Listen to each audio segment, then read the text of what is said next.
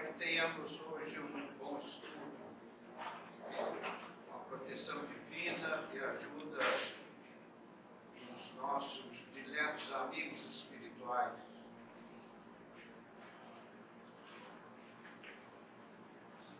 Muitas vezes nós ouvimos as pessoas falarem em leis de Deus. Acontece que quem tem leis são os homens. Deus tem uma única lei. E Jesus bateu nessa tecla da lei divina, quando ele nos disse amar a Deus sobre todas as coisas, ao próximo como a si mesmo. Ele nos mandou amar até os inimigos. Então Jesus deixou muito claro que Deus só tem uma lei, que é a lei do amor. Tudo mais que nós chamamos leis de Deus são desdobramentos da lei do amor.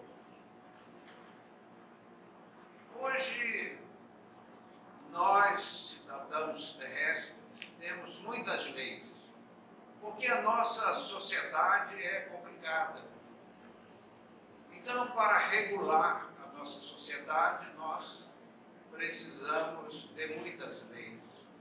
Mas tempos virão em que também as leis dos homens se transformarão na lei do amor.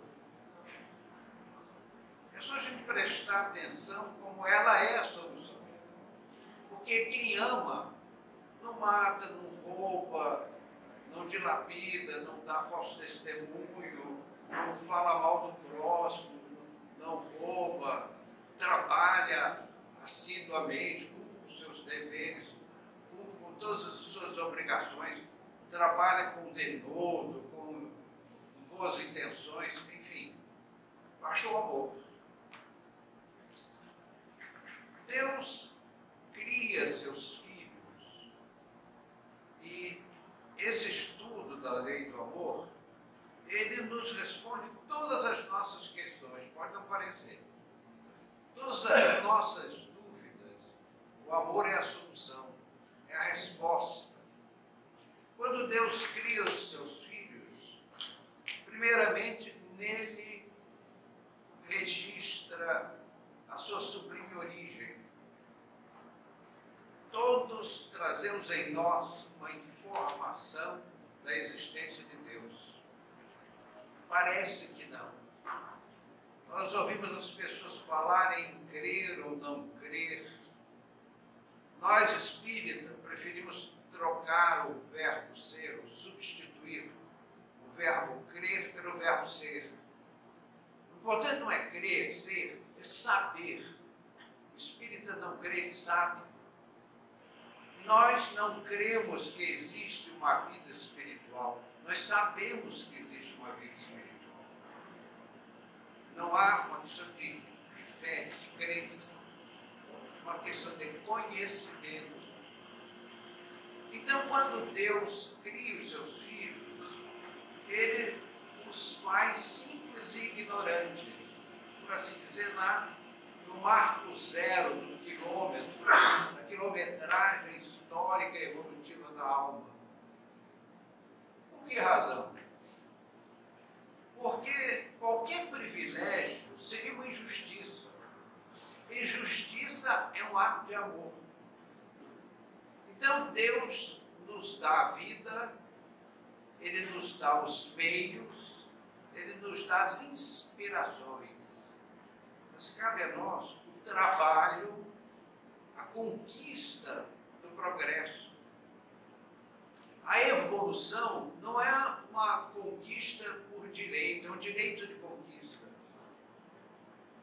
Então nós recebemos a vida, os meios, as inspirações divinas, mas nos cabe trabalhar pelo nosso progresso, porque senão nós teríamos um progresso ocioso, a troco de nada. Meus amigos, hoje nós temos um senso de justiça temerário, precário, e que mais vale o jeitinho, ninguém viu, tudo bem, ninguém sabe, tudo bem. mal. Nós precisamos, queremos que é da justiça, conquistarmos as nossas grandezas espirituais à custa dos nossos esforços. Ora, quando nós formos grandes espíritos, aqui está uma grandeza que não foi gratuita. Trabalhei por ela. É como uma pessoa que vai a uma imobiliária e compra um apartamento. Com o dinheiro que ganhou licitamente, justamente por seu trabalho honesto, vai lá e compra um imóvel. Aí ele ocupa aquele imóvel feliz da vida. Esse imóvel custou o meu trabalho honesto. Então, meus amigos, assim é a vida cósmica. Nós vamos fatalmente. Não há qualquer filho de Deus, mesmo que ele hoje seja um facínora, um homicida, um traficante de droga, um homicida, enfim, uma pessoa de uma situação vil, desprezível do ponto de vista social. Mas essa pessoa vai vencer as suas lutas e ser um grande espírito, fatalmente, é uma questão de tempo. Quando Deus cria os seus filhos, os pais e os técnicos espirituais, os mentores espirituais, eles usam algumas expressões que nós pouco usamos na Terra, às vezes até desconhecemos. Deus os cria centros microscópicos de vida. É uma expressão só para o nosso entendimento humano, porque há estágios anteriores àquilo que nos parece o começo da vida e que nós, cidadãos terrestres, ainda não temos uma bagagem, um desenvolvimento intelectual para entender. O próprio Cristo nos usou uma expressão: muitas coisas tenho a vos dizer, mas não as podeis suportar agora. Realmente, nós vemos, por exemplo, essas criações da mente humana, em que os homens encarnados não conhecem mais os espíritos, nos trazem as suas lições, os chamados bacilos mentais. O que são esses bacilos mentais? Eles têm vida. De onde eles vieram? Difícil definir. Então fiquemos naquela definição simplista de centros microscópicos de vida. E eles são lançados à corrente da vida em estágios evolutivos primitivíssimos, em eras remotíssimas, quando nós, como algas primitivas, nos ajudávamos naquelas regiões paleolíticas, naquelas águas mornas, que tinha a temperatura do corpo humano, aproximadamente 37 graus e meio. E ali nós começamos a nossa festa, o desenvolvimento. Nós, por osmose, descíamos vibratoriamente, absorvíamos a matéria terrestre, formávamos uma célula. E depois nos descartávamos daquela matéria e voltarmos aos padrões espirituais. Meus amigos, há uma força irresistível, que é a força do progresso que nos leva a Deus. Deus é a meta. É que nós, habitantes da Terra, fazemos uma ideia antropomórfica de Deus. Deus é aquele velhinho de longas barbas brancas. Meus amigos, essa é uma interpretação primitivista para os povos simplórios da antiguidade. Deus é a máxima inteligência cósmica.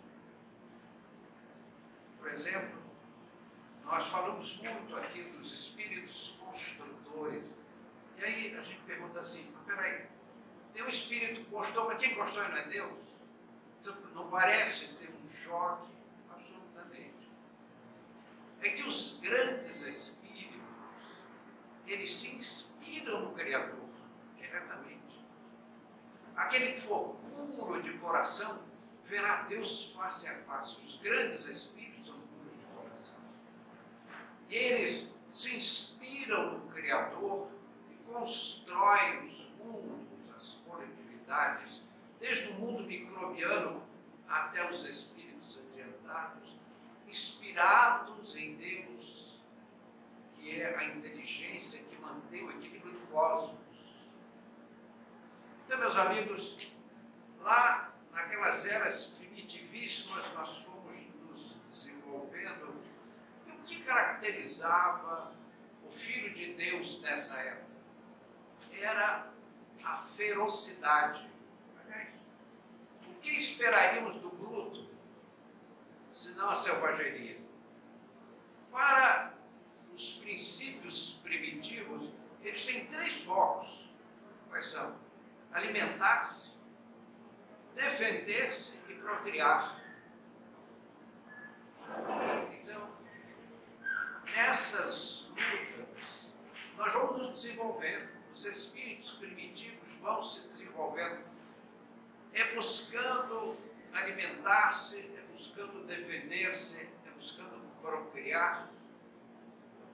Os predadores desenvolvem-se caçando as presas. As presas desenvolvem-se defendendo-se dos predadores. E assim, etapa a etapa, nós vamos conquistando os patamares espirituais cada vez mais altos. E quando chegamos a estágios no reino animal muito avançados, aí nós passamos aquele momento histórico evolutivo em migrarmos da animalidade para o reino hominal. Meus amigos, no reino animal, há 2 coisas bem previstas, porque Deus não se atrasa nem se adianta. E tudo que Deus faz é perfeição.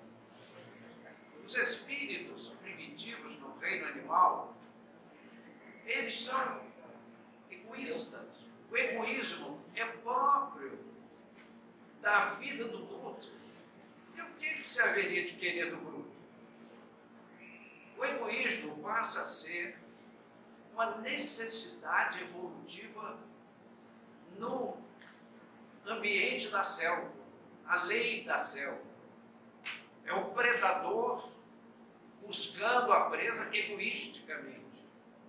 E a presa defendendo-se do predador egoisticamente.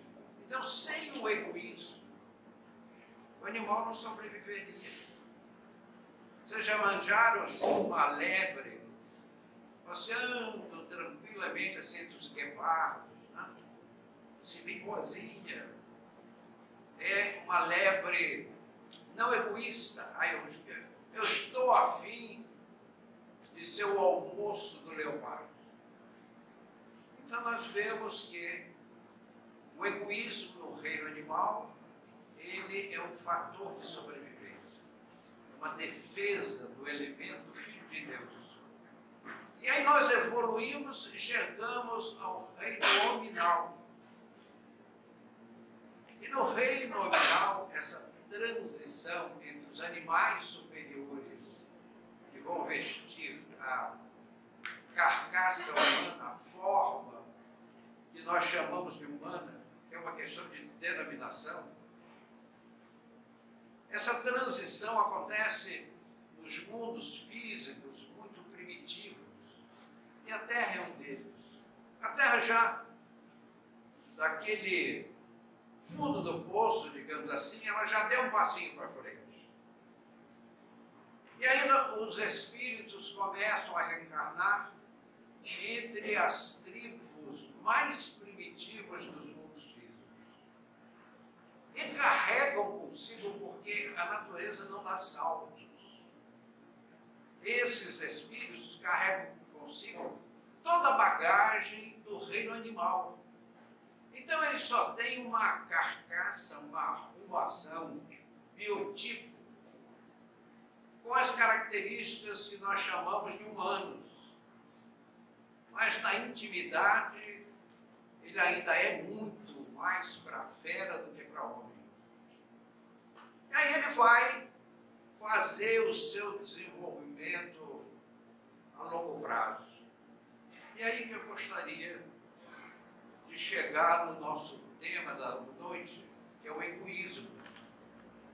Meus amigos, o egoísmo é uma herança da selva, que nós precisamos dominar esse egoísmo para nos lançarmos verdadeiramente no reino nominal.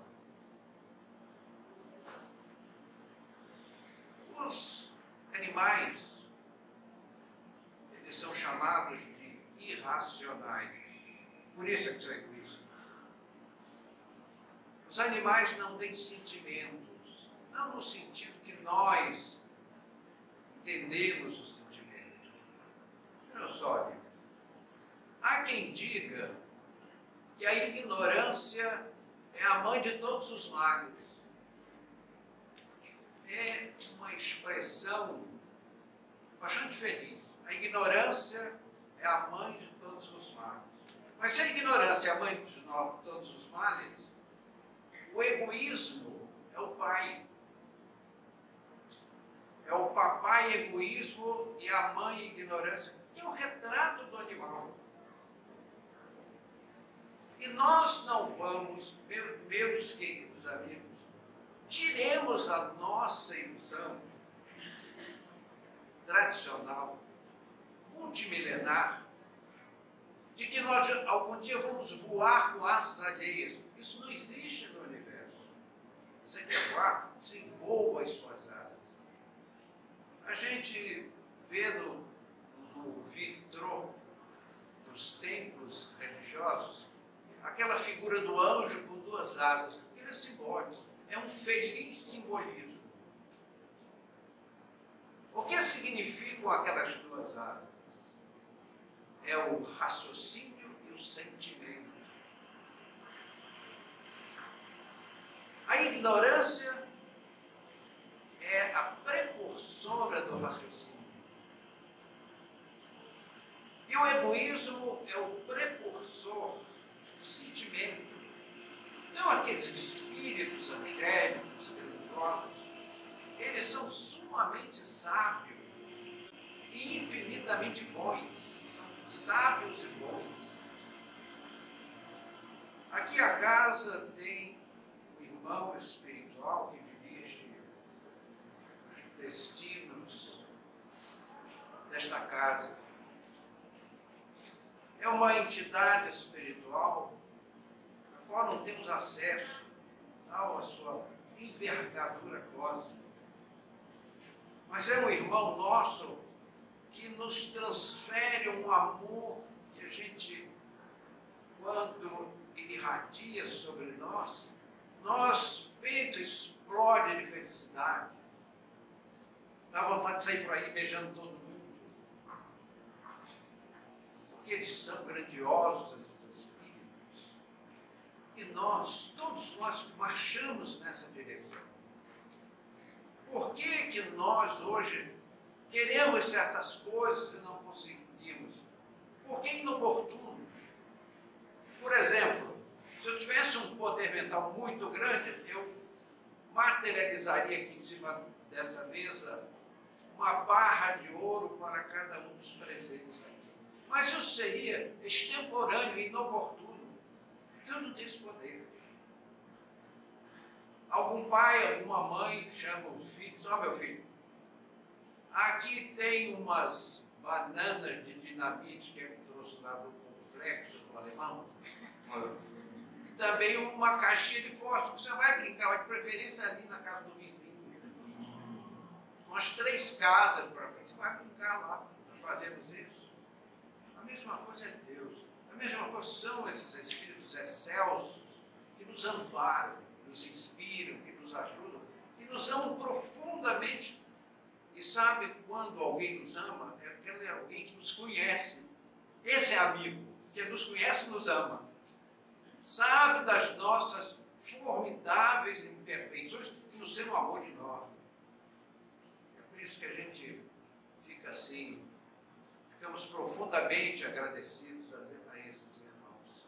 Então, meus amigos, à medida que nós vamos nos desenvolvendo, nós vamos tendo novas conquistas espirituais, maiores poderes. É uma coisa assim, cativante. Os espíritos sábios socorrendo uma pessoa em sofrimento.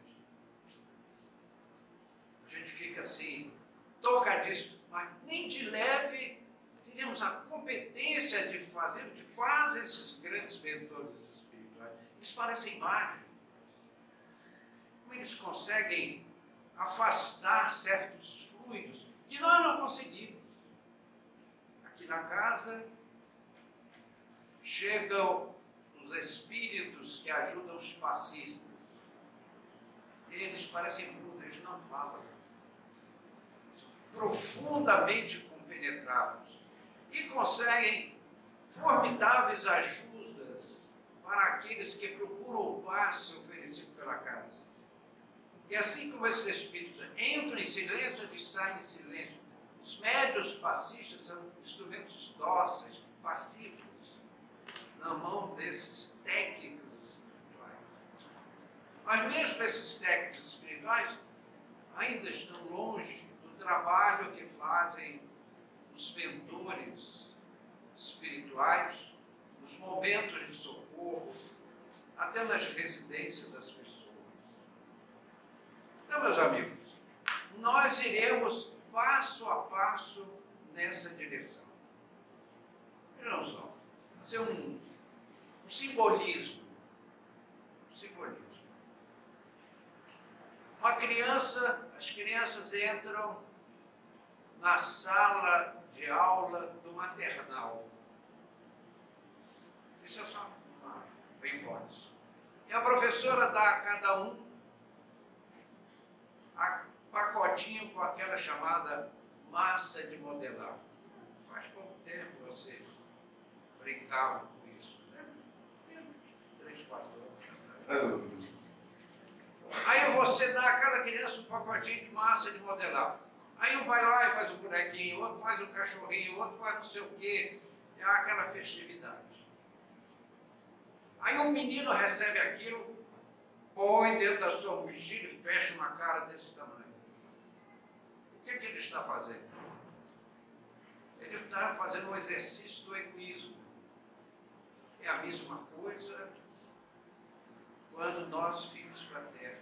Meus amigos, quando nós somos domiciliados no planeta terrestre, os técnicos espirituais, é que as pessoas acham que os espíritos são fumaça, né? Comete um grande engano.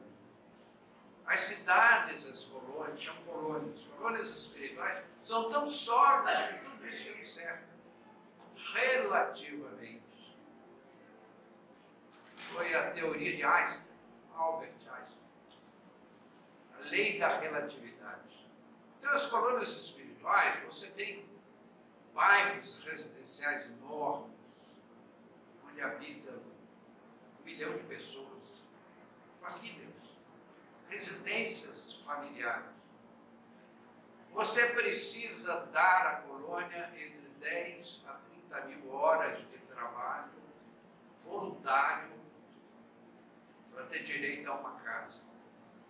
E não pode fazer imobiliária, porque é uma casa e acabou-se.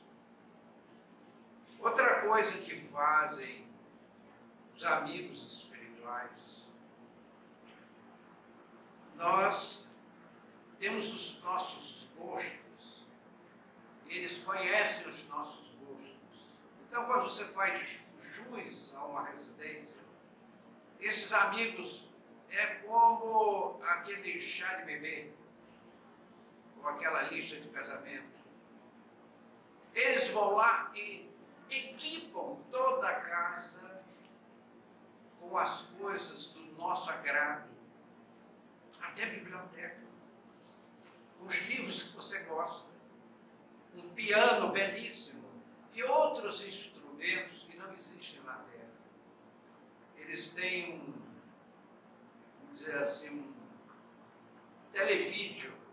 É um telefone com uma tela que você pode falar com alguém, ver se tem alguém na tela e ter uma conversação. E o mundo está indo nessa direção, recebendo pela misericórdia divina esses benefícios das colônias espirituais mais próximas da Terra. Então o menino egoísta guarda na mochila todas os seus tubos, os seus tabletes de massa de modelagem. É a mesma coisa quando nós vimos para a Terra. E nesse momento eu estou pedindo licença para chutar a canela dos amigos que ouvem. Então nós recebemos, numa expressão moderna, um kit reencarnação. Um pai, uma mãe, irmãos, em casa, corpo, saúde, inteligência, mais lá na frente, cultura, mais na frente, dinheiro, que eu sei o que é o caso dos amigos aqui presentes. E às vezes muito dinheiro. E às vezes com todos esses bens que a espiritualidade maior nos oferece, nós fazemos como o menino da mochila. Meus amigos, não estamos dizendo que se eu tenho, que é o caso dos amigos da presente, algumas fazendas de gado em Mato Grosso que rendem milhões, tá? Plantação de macarrão, que é uma beleza assim, rende muito, né? Não estou dizendo que você deva destruir aquilo, pelo contrário. Se a vida colocou um patrimônio substancioso na sua mão, você deve tratar esse patrimônio com senso de responsabilidade. Porque os patrimônios que a espiritualidade maior nos dá, não é para nós destruirmos, é para administrarmos. Um detalhe muito importante. De frente para o bem coletivo. Para nós não fazermos como o menino da mochila. E geralmente nós enxergamos essa lição do egoísmo com base apenas nos grandes patrimônios econômico-financeiros. Esse assunto não me interessa, porque eu não tenho bilhões em Wall Street, que eu sei que é o caso dos amigos presentes, assim como Bill Gates e outros mais. Meus amigos, nós recebemos patrimônios grandes ou pequenos para aplicarmos ao bem coletivo.